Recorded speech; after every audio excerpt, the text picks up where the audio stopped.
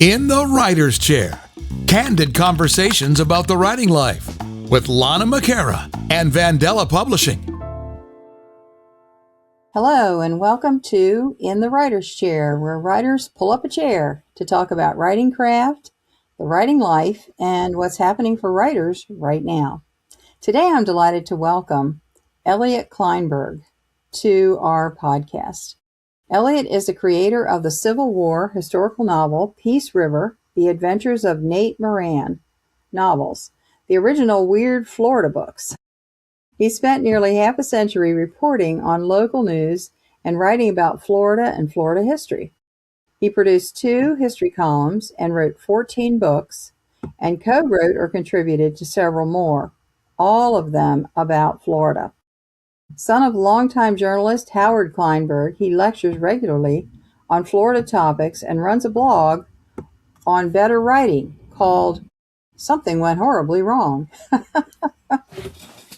And you can see him at his website, ekfla.com.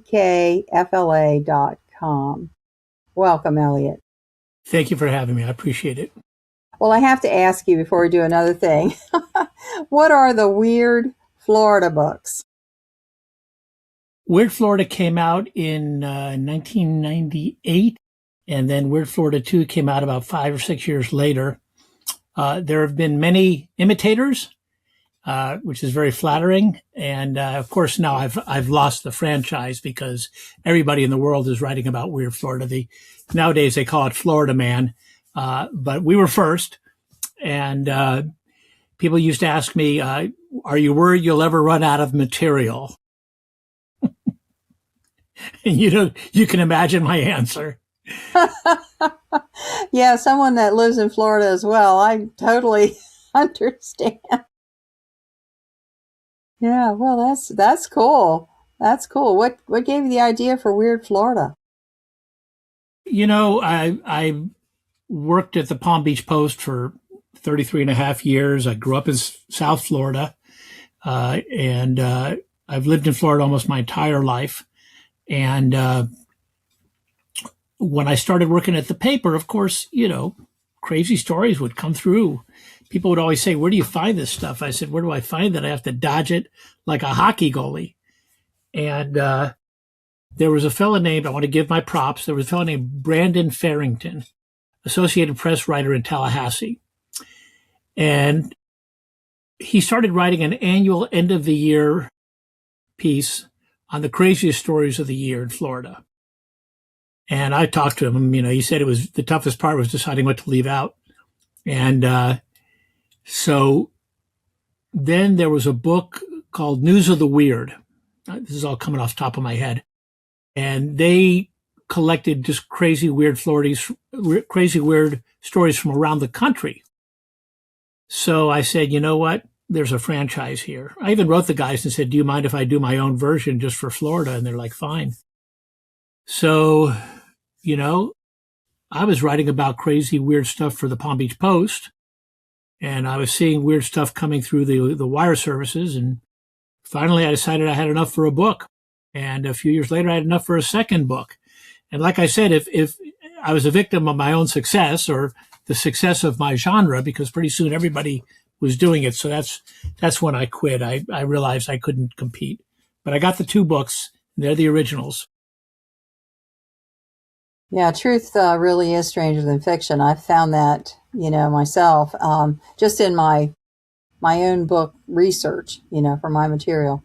So that brings us to the fiction. So what caused you to jump from journalism into the fiction arena? When I got out of college, like many aspiring writers, I decided that I was going to sit down and write the great American novel, sell it in 15 minutes, and get $1 million advance. You could tell that didn't happen. And I soon realized that was a pipe dream. Also, frankly, I go back and look at what I wrote, and I wasn't anywhere near the writer I am now. None of us are. We figured out that just at the Palm Beach Post, I wrote probably 14,000 stories. And, everybody knows the secret to good writing. You probably were going to ask me this at some point anyhow. But the secret to good writing is to write, and then read something somebody else wrote and then write some more. So if I'd have tried to write a book when I got out of school, it would have been terrible. And in addition, I knew I had to make a living. I had to pay rent. My dad was a journalist and ran the afternoon paper in Miami for many years. And when I first got to college, I said, well, I don't know if I want to follow in my dad's footsteps. So I thought I would be a lawyer. You got a Jewish mother, it's the law or medicine or else. I actually got into law school, but my undergrad had been journalism. And I realized that after I got into law school, that once I got past the chase, I realized it wasn't what I wanted to do. And I probably would have been a terrible lawyer or flunked out of law school. But I was looking at my writing, and even my friends at the school were saying, Eliot, this is what you should be doing. So I went into journalism, and I had a long and wonderful career in journalism. I'm very proud of it. I believe it's a noble profession. It's under fire right now, both politically and financially. And I always tell people that they need to be really, really afraid of not having a local paper. And it's already a reality in many, many parts of the country. So while I was working at the paper, I started developing this Florida history thing. Eventually, I wrote a lot of Florida history features. Eventually, the paper allowed me to write a local history column that ran in the Palm Beach Post. And then when the Palm Beach Post was bought by the people who later became Gannett, all of a sudden, I had 24 Gannett newspapers in Florida. And I said to the guys, why don't I also write, in addition to the Palm Beach County column, why don't I write a Florida history column? And that ran in all 24 papers all over the state. In addition, I had started writing nonfiction books while I was at the paper. Some of them were collections of columns I did for the paper. And a couple of them I actually wrote for the paper. The paper commissioned the production of the book. When I retired from the newspaper and, I could do whatever the heck I wanted, I had always wanted to write fiction. And I said, well, if nothing else, it can be your hobby. And that's what I did. Wow. What a great life. I mean, sitting here listening to you, I'm a little jealous because you got to do this your whole life. For me, it was just side hustle, while I had to earn a living, and you figured out how to do it full time. That's amazing. Yeah, I'll go to conventions and I'll meet writers who, probably will never get published. And I'm not saying that as a snob. They probably know it. They probably know their writing may never be good enough, or the industry, as you know, is so subjective that they may write a great book that never gets published. And they work regular jobs. They're doing it for the love. And when I sat down to start writing books, both nonfiction and fiction, I wrote what I was passionate about. Thank goodness I didn't need the money, because none of them were bestsellers. None of them made the New York Times list. But if I wanted to just write for money, I'd write the phone book. I wanted to write what I was good at, and I wanted to write what I was passionate about, and I wanted to write about something that I wanted people to learn. I wanted the people to learn about Florida, because it may be the most misunderstood and underreported state in the country. Everybody thinks that Florida is, Disney World and a couple of billboards and a stretch of beach. And you and I know that even from the different parts of Florida we live in, that it might be demographically the most schizophrenic state in the country. I mean, could Live Oak and Boca Raton be more different? And on top of that, people think that Florida's history, that Florida exploded out of the forehead of Walt Disney in 1970. And it didn't.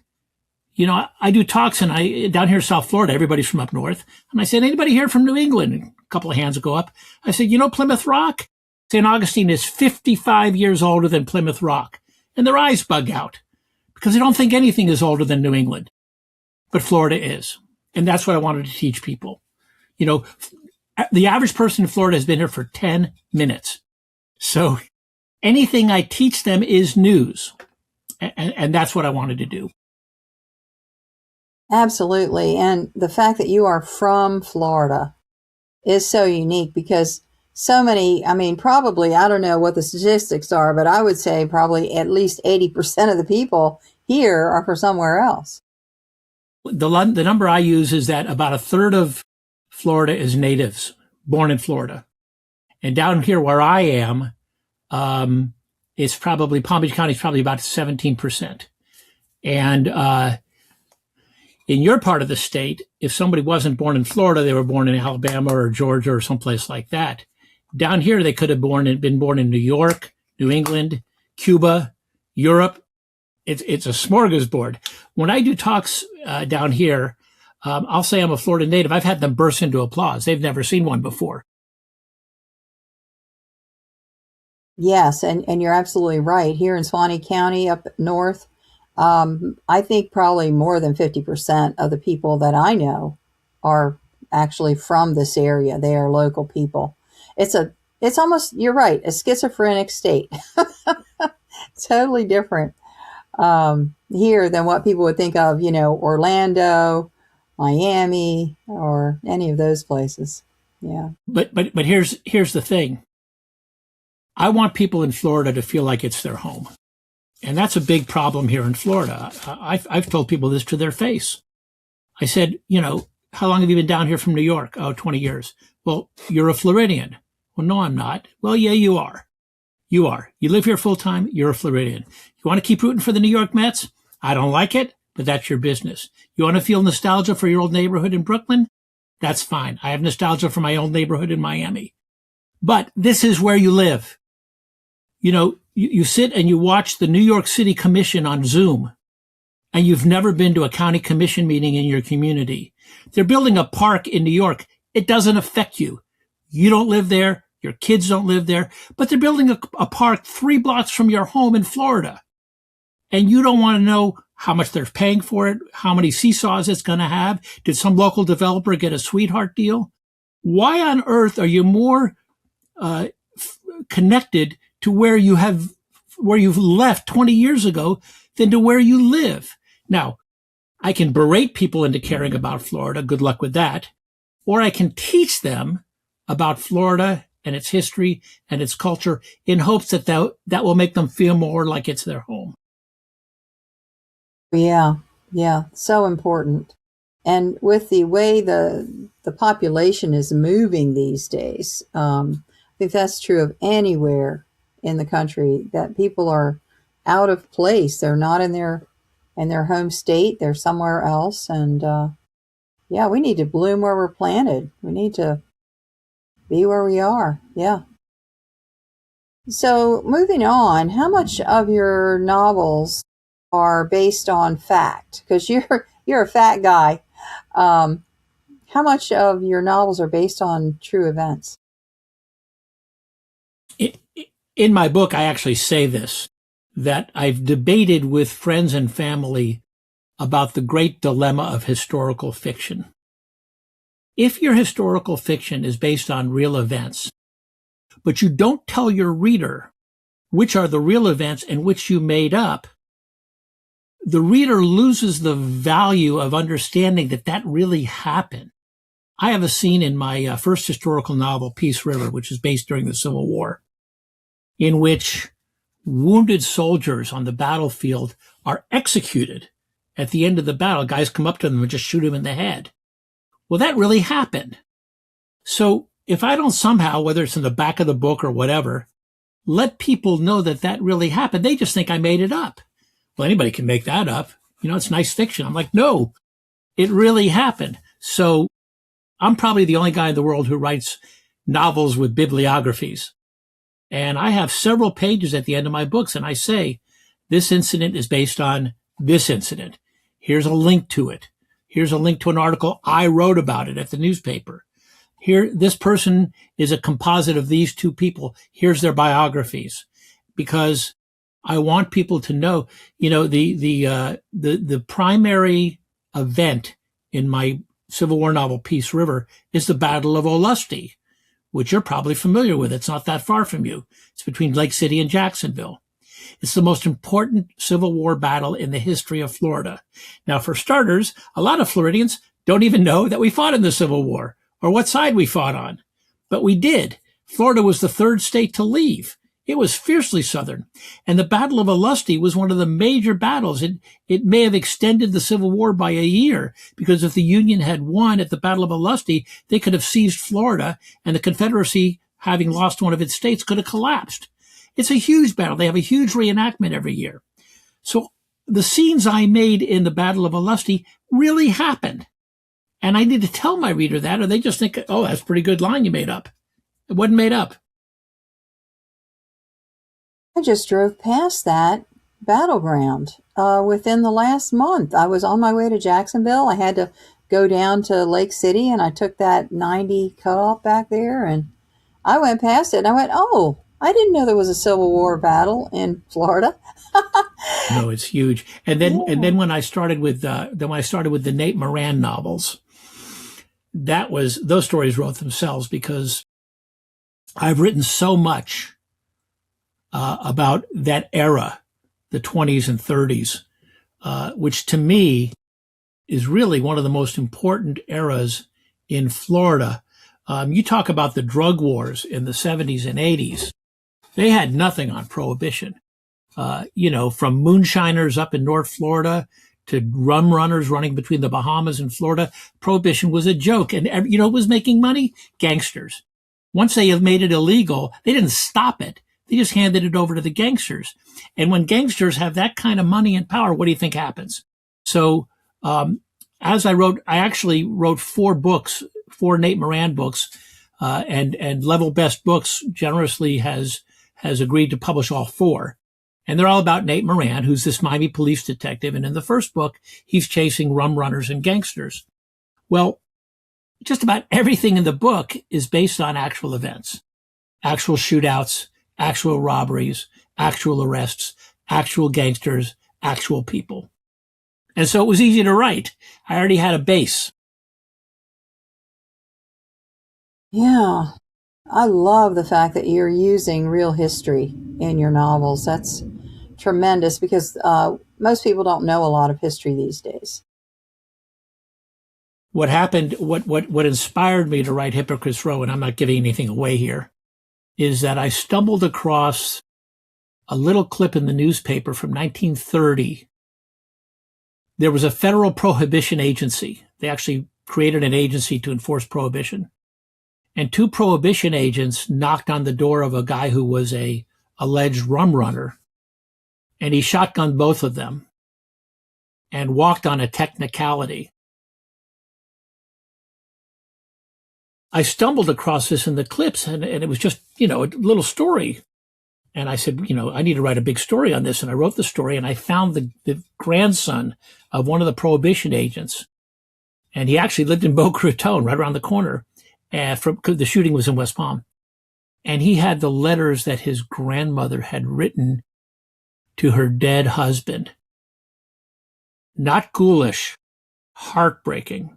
How can I live without you? And not only was it this amazing story about a man, and by the way, it happened 2 blocks north of the Palm Beach Post building where I worked, and I never knew it.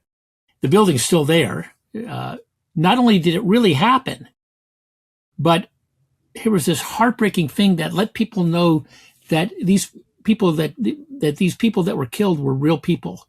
They weren't cartoon characters. A man died. I talked to the man's grandson. He showed me his grandmother's letters. And later, while I was writing all this prohibition stuff for the Palm Beach Post, including this big shootout, I found out that on Palm Beach, across the water, one of the hotels had a secret room where people could go to drink during Prohibition and get away with it because they had money and power. And the room was called Hypocrites Row. And I said, that's the title of a book. Yeah, there was so much hypocrisy in those days.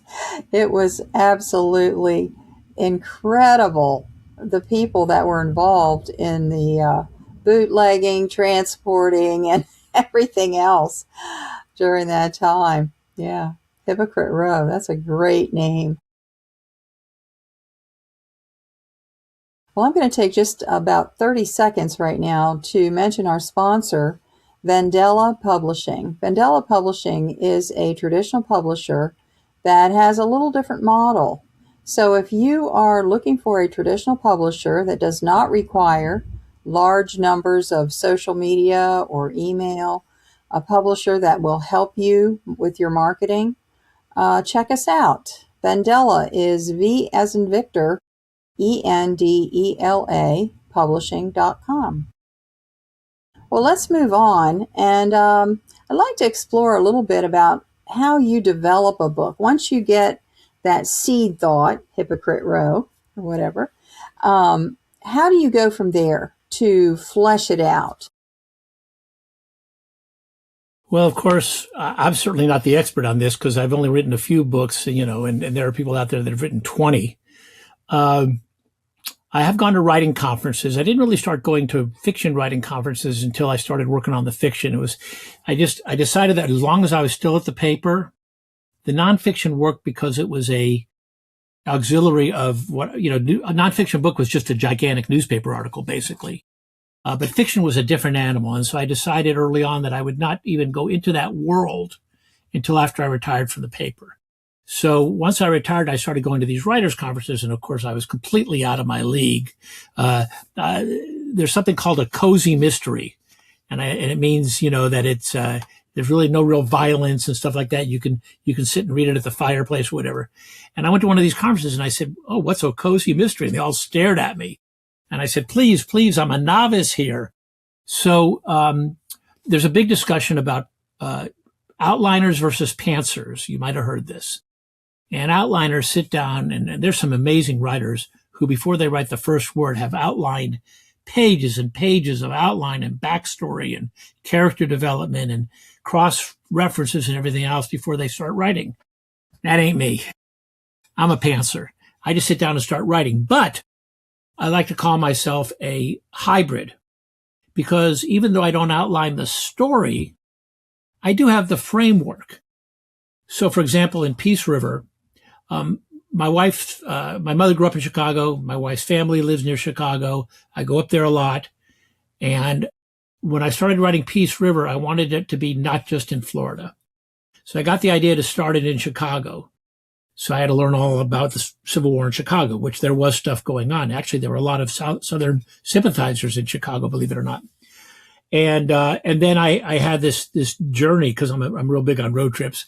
And I had this journey that goes from Chicago down to Florida. And of course, I had to throw in the great prison in Andersonville, Georgia. And then I started thinking about it. I heard a guy talking about an incident in which people who had been released from Andersonville prison started walking to Jacksonville. Walking skeletons, because they had been starved and everything else. And that's what started it.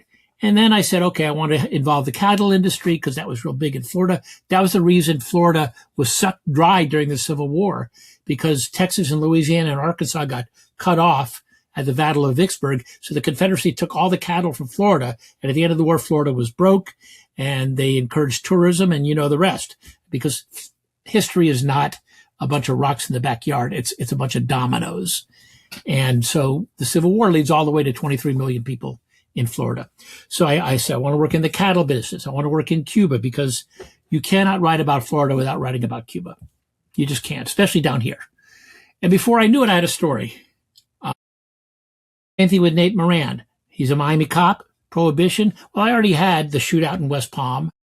I already had the Ashley Gang, which was the most famous group of gangsters in Florida history. They made Bonnie and Clyde look like librarians.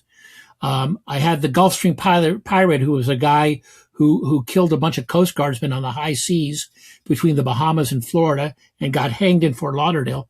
I had those three guys already. And so then all I had to do was build a story around it, fictionalize them a little, change the places a little bit, change the circumstances a little, and boom, I had a story.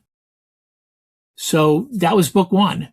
And then book two was about was kind of themed in the South Florida land boom, which we all know was just this crazy craze, which was going to collapse, and it did. Book 3 is about after the crash. And then book 4 is about World War II coming to Florida. And I had written so much about all 4 of those themes that I already had my storylines laid out. So the Nick Moran series has got 4 books in it? Yes, The Adventures of Nate Moran, 4 books. Nate. First one, Moran. Hypocrite's Row, comes out in February. Treasure of Indian Key comes out next year. Wreck of the Peter Carey comes out in the year after that. And then Midnight Pass is the 4th one, comes out the year after that. They're coming out every February, once a year. It's very exciting. Okay. So, all right. I didn't understand that this is the first book that's coming out now, and then the others are in the future. Right. Yeah. So the title of the first book, and when is that going to be available? It's supposed to come out in February of 2026. So pretty soon. Yes. So we're recording at the end of January, but I believe this podcast will probably be released in April, something like that. So by then the book, by then the book should be out. Yeah. Yeah. So, Amazon, Barnes and Noble, where will it be? Amazon for sure. It's Level Best Books. They're a publisher that connects us to all the distributors. So it should be in every bookstore. Okay. Do you have a website? I do. ekfla.com. Yeah, I said that was in your bio. I said that at the beginning. ekfla.com. And I love that. It's so appropriate because you are all about Florida, and I love that. Exactly. Yeah. So social media, where's your social media presence? I am all over. I post stuff on Facebook, Twitter, or whatever it's called these days, Blue Sky, LinkedIn. I'm one of those people that I believe in just throwing it out because I have no idea who's going to see me where. So I'm doing a lot of posts for Hypocrite's Row. I've started a newsletter. So if you guys go to ekfla.com, you'll see the newsletter. You can sign up and you'll get, additional newsletters. I'm going to do them as long as there's material. I've booked already. Well, by the time this comes out in April, I'll have already done, I think, 10 talks in March and another 5 in April, mostly in South Florida, but I'm working on the rest of the state.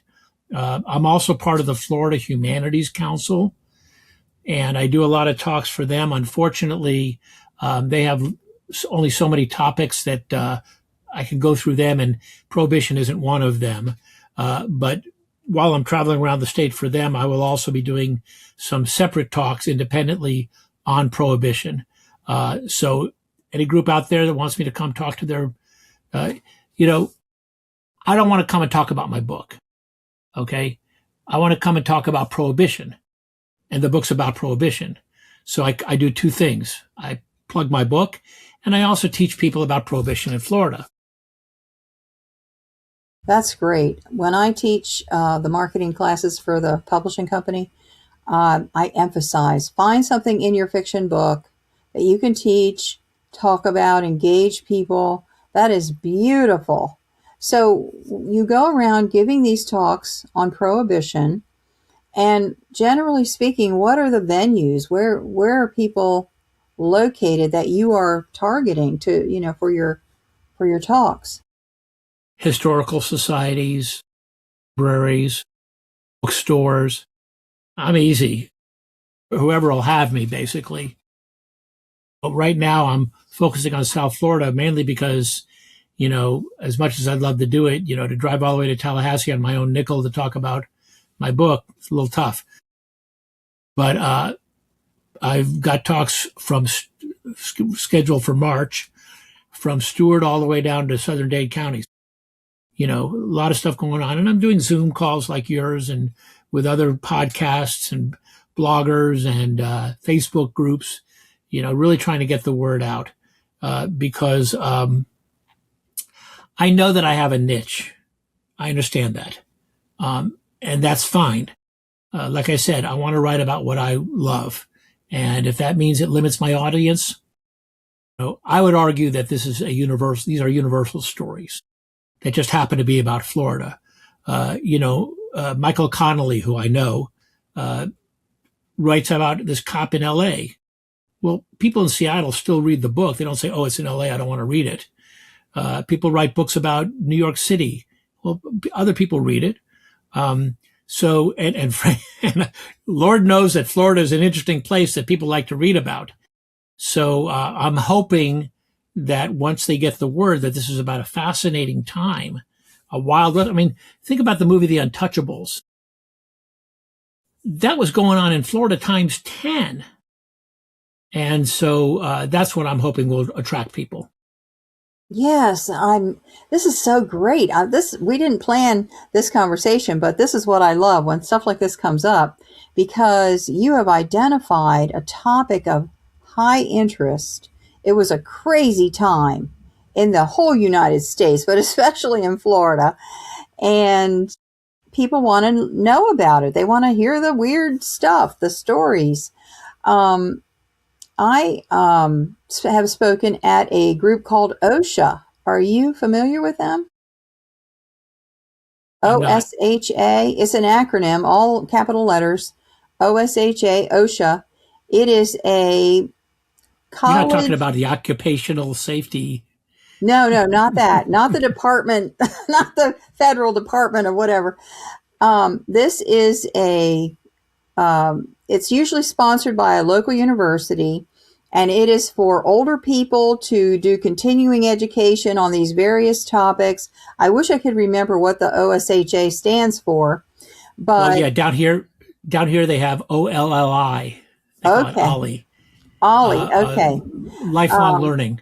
And I do some stuff with Florida Atlantic University down here, not related to my books. I do current events for them. So I am familiar with it. Yeah. Yes. And I've also spoken at senior centers. Modern Maturity Center in Dover, Delaware, where I'm from. They had me come in and talk about my heritage. And I'm from the Amish. So there were people there that were curious about the Amish, because there's a lot of Amish living around that town. It can be about anything. It can be about anything at all. And there will be people that say, they'll get the list, the schedule, and they go, oh, they're talking about, prohibition. I'm going to go see what that's about, because retired people have time. Well, one of the things I tell people is I say, everybody saw the movie Scarface, and everybody remembers the cocaine cowboys. And here's a really important thing that you have to remember. During the drug wars, not everybody liked drugs. Okay? And there were different kinds of drugs. Some people were like, yeah, I do a little pot, but I would never do cocaine. I would never do heroin, for Pete's sake. And so even the people who smoked a joint every once in a while were not big fans of the drug dealers. They said, yeah, I have to buy, but I don't like these guys. They're not nice guys. It was different during Prohibition, because what was prohibited was alcohol. And the vast majority of Americans liked their alcohol. Far more people in America drank alcohol in the 20s than smoked marijuana in the 70s. And so when the majority of the people were being denied something, it was a different animal. Everybody in the 70s knew that the drug dealers were bad dudes. Even if you bought your pot for them, you knew you were buying them from bad dudes, and you felt uncomfortable about it. That wasn't the case in the 20s. The guys who brought in the booze were heroes. They were anti-heroes, but they were heroes. And the cops who were trying to keep people's alcohol from them were the jackbooted thugs of their time. The cops were the bad guys. There's never been anything like it in the history of America. That wasn't the case during the cocaine wars, but it was in the 20s, and it happened for 13 years Prohibition lasted. And that's how people like the character in my book got shot by a rum runner and the guy walked on a technicality and people cheered him. You didn't have that during the drug wars. It was a different time. Yeah, for sure. I mean, old grandmothers were making alcohol. Everybody was doing it in their basement. Well, alcohol isn't just for parties. It's for cooking purposes and medicinal purposes and all kinds of different things that we use it for. It was a terrifying time because moonshiners were making bad moonshine because they weren't experts at it, and they were selling it to people who died. There were cops all over America who were on the take, and it was just a terror. And then in South Florida and in Florida, you combine that with the land boom and the fact that Florida's population exploded in the 20s. It went from this little backwater to this huge place. And you put that all together, and it's just really I think, the wildest time in the history of Florida. I really do. Mm. Yes, very interesting. Well, I'm excited about picking up your book, Eliot. It sounds fascinating. Yeah, really. Well, thank you so much for being with us today. Is there anything else you'd like to add if someone is struggling with their writing or anything at all? Well, I will say one thing, and that is that, you hear every year in and year out, you hear about the demise of books. But nobody's reading books anymore. People are still reading books. Kindle came out, the e-books. People said, I loved it. Because all of a sudden, people who wouldn't pick up a physical book would pick up an ebook. And frankly, I don't care if you read a book through a pill. I want people reading books. And everybody says, people are on their cell phones now. Today's generation, they're on their cell phones. They have an attention span of 90 seconds. They're not going to sit down and write a book. And I've talked to a lot of people, even people from my generation, who say, I haven't read a book in 30 years. And I said, well, why don't you? You might enjoy it. And so I believe that reports of the death of books are greatly exaggerated, but I do believe that not enough people are reading books, and I'm going to keep writing them. Libraries are holy ground, and any community that's not putting money towards their library, have them come see me.